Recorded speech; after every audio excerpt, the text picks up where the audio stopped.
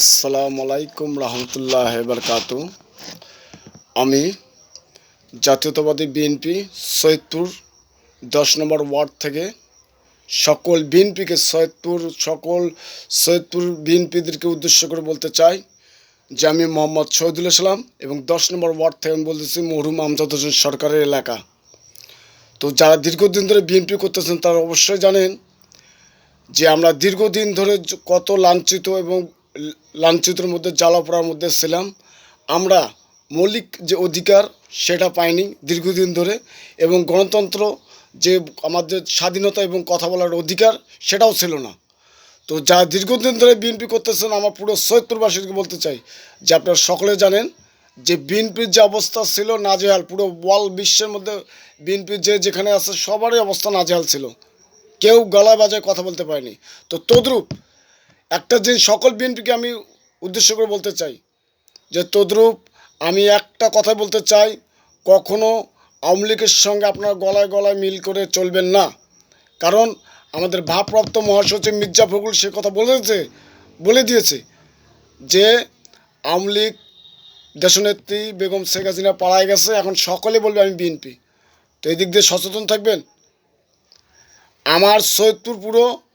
আমার পুরো সৈয়দপুর বিএনপিদেরকে বলতে চাই যে আজকে আমাদের 10 নম্বর ওয়ার্ডে এবং পাপ্পু ভাইকে উদ্দেশ্য বলতে চাই, মোহাম্মদ এরশাদ হোসেন পাপ্পু ভাইকে নতুন বাজারে থাকে এবং নতুন বাবুপাড়ায় পুরাতন বাবুপাড়ায় থাকে শাহিন ভাই এবং গফুর হক সরকার থাকে বাঙালিপুরে। তো আমি এই 3 ভাইকে উদ্দেশ্য করে বলতে চাই যে আপনারা কী জন্যে আপনারা জানেন না, আপনারা দীর্ঘদিন ধরে আমজাদ হোসেন সরকারের সঙ্গে বাড়ি হয়েছেন, উঠা বসে করছেন, আপনারা জানেন না যে কে বিএনপি করে কে আওয়ামী লীগ করে। আজকে আপনারা আওয়ামী লীগের ছেলেকে নিয়ে আপনারা ভাষণ করতেছেন যে উনি নাকি বিএনপি করে। তুমি এতদিন কোথায় ছিলা? তোমাকে তো এতদিন সৈয়দপুরের বুকে ভাষণ দেওয়া দেখা যায় নাই। এতদিন কোথায় ছিলা? যখন হাসিনা পালায় গেল তুমি গেলায় বাজায় বলতেছো আমি বিএনপি করি। তুমি এতদিন কোথায় ছিলা?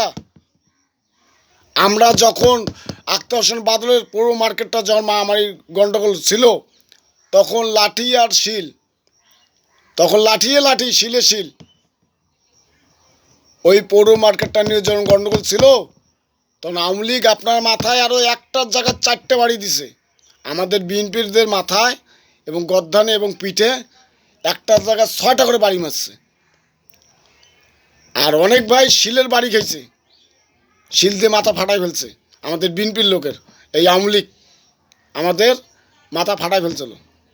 তা আপনারা কি সকলে ভুলে গেছেন? আমি শাহিন ভাইকে এবং পাপ্পু ভাইকে এবং এরশাদ ভাইকে আমি বলতে চাই যে ভাই আপনারা যদি এসব ভুলে যান চলবে না। আপনারা জানেন না আমাদের 10 নম্বর ওয়ার্ডে কয়েকজন কে আওয়ামী লীগ করে এবং কে বিএনপি করে আপনারা জানেন, আপনারা সবে জানেন, কিন্তু তারপরও কেন আপনারা আজকে আওয়ামী লীগকে জায়গা দিচ্ছেন? মানে লড়াই করলাম আমরা, মার খেললাম আমরা, আজকে আওয়ামী লীগ বলতেছে আমি বিএনপি করি। আপনারা জানেন না ওর বাপ করে আওয়ামী লীগ, ওর চাচা করে আওয়ামী লীগ, ওর 14 খানদান করে আওয়ামী লীগ। আপনারা সবে জানেন, আপনারা জানি শুনে কেন আওয়ামী লীগকে প্রশ্রয় দিচ্ছেন? আমার তারেক রহমান ভারপ্রাপ্ত মহাসচিব, আমার তারেক রহমান চেয়ারম্যান, আমার ভারপ্রাপ্ত চেয়ারম্যান তারেক রহমানকে আমি আমার আবেদন যে আপনি অবশ্যই আমাদের সৈয়দপুর যারা বিএনপি করতেছে এবং যারা সেক্রেটারি পদে আছে এবং যারা সভাপতি পদে আছে, আমার তারেক রহমানের কাছে, আমার ভারপ্রাপ্ত চেয়ারম্যানের কাছে আমার আবেদন যে আপনি সকল বিএনপিকে, আমাদের সৈয়দপুর বিএনপিদেরকে আপনারা এই নির্দেশনা দিবেন যে আপনারা কখনো আওয়ামী লীগের সাথে সমঝোতা করবেন না, ঠিক আছে? তো এই ভুলটুকু করবেন না, কারণ আমরা বিএনপিরা গণতন্ত্রের জন্য লড়াই করতেছি এবং আমরা বিএনপিরা অনেক সচেতন থাকবো। একে অপরকে হিংসা করব না এবং একে অপরকে মিলেমিশে থাকবো, তবে আওয়ামী লীগের সঙ্গে না, আওয়ামী লীগের ছেলেদের সঙ্গে না। আমরা বিএনপিরা আমাদের দলকে ভালোবাসি, আমার দলকে কীভাবে আমরা কন্ট্রোল রাখবো, আমার দলকে আমি কীভাবে চলাবো আমরা সেটা চিন্তা করব, আমরা আওয়ামী লীগকে চিন্তা করবো না। আমাদের ভারপ্রাপ্ত মহাসচিব তো বলে গেছে যে আমরা কোনো বিএনপিকে নিয়োগ দেব না, যারা দীর্ঘদিন ধরে বিএনপি করে তাদেরকে আমরা নিয়োগ দেব। তো আমাদের ভারপ্রাপ্ত তারেক রহমান চেয়ারম্যান যে কথাগুলো বলছে এবং ফার্স্ট ফার্স্ট কার্ড একটা কথা বলছে, সেটা কৃষিদের হাতে দিবে এবং মহিলাদের জন্য হেল্প কেয়ার চালু করবে এবং মহিলাদের জন্য একটা করে কার্ড প্রতিটা বাড়িতে বাড়িতে একটা করে কার্ড দেওয়া হবে।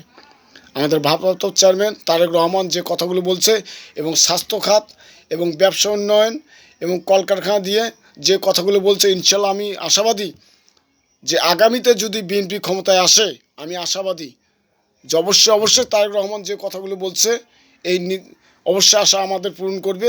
এবং তারেক রহমানের কথার বাইরে আমরা কোনো বিএনপি কোনো নেতাকর্মী নিজের জ্ঞানে বাড়তি কোনো কথা বলবো না, এই জিনিসটা মনে রাখবেন। আর আমার তারেক রহমান ভারপ্রাপ্ত চেয়ারম্যানের কাছে আমার আবেদন, আমাদের সৈয়দপুরের যে বিএনপি সেক্রেটারি পদে এবং সভাপতি পদে আছে, আপনি একটু দৃষ্টি আকর্ষণ করতেছি, আপনি এদেরকে নিষেধ করে দেন যে আমরা কোনো অন্যায় কাজে লিপ্ত হব না এবং অন্যায়কে প্রশ্রয় দেব না এবং কোনো আওয়ামী লীগকে আমরা জায়গা দেব না।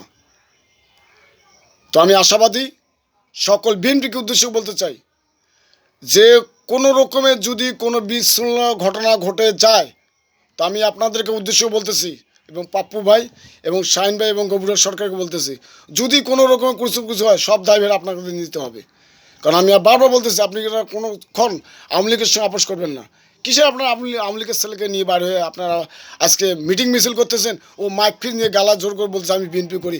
আপনারা যখন আক্তার হোসেন বাদলে মারামারি হলো, যখন মহানগর পৌর মার্কেট কাপড় মার্কেট থেকে আমরা পৌরসভা নিয়ে শিলের মার খেলাম, লাঠির ডাং খেলাম, আমরা তখনও কোথায় ছিল?